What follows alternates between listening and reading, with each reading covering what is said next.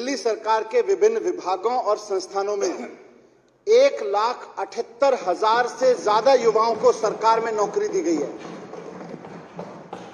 दिल्ली में 1,78,000 से ज्यादा युवाओं को सरकार में नौकरी दी गई है पिछले 7 साल में।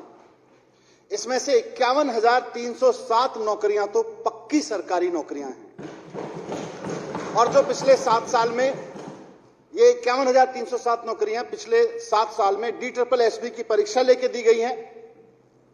और यहां अध्यक्ष महोदय, ये भी जानना जरूरी होगा कि इसके हमसे पहले 2015 से पहले की सरकारों में करीब 9 साल तक, 2000 में कहूंगा 13 से पहले की सरकारों में करीब 9 साल तक ना के बराबर नौकरी दी गई।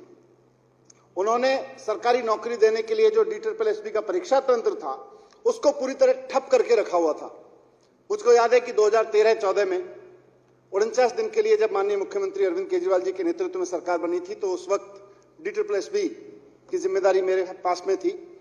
मैंने उस वक्त DSSB के अधिकारियों को एक हफ्ते तक, 49 दिन में लगभग मैंने एक हफ्ते तक मीटिंग की कि भाई नौकरियां क्यों नहीं मिल रही लोगों को, ये नौकरी सरकारी पद इतने खाली क्यों पड़े। मैंने उनसे प्लान बना के लाने को कहा। अपनी उस वक्त की क्षमता के अनुसार DSSB के अधिकारी मेरे सामने एक प्लान लेके आए।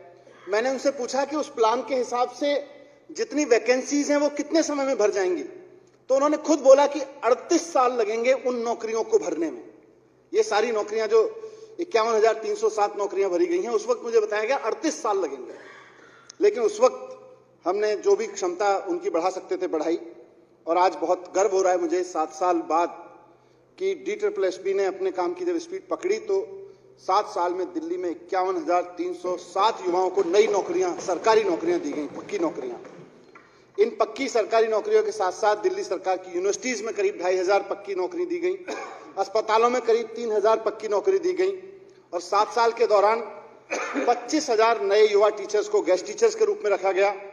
इसी तरह करीब 50,000 नौकरियां सैनिटेशन और सिक्योरिटी के लिए भी रखी गई, अलग अलग एजेंसीज के माध्यम से दी गई। तो मात्र 7 साल में दिल्ली में 1,78,000 युवाओं को नई नौकरियों के अवसर सरकार में मिलना कोई छोटी बात नहीं है अध्यक्ष महोदय।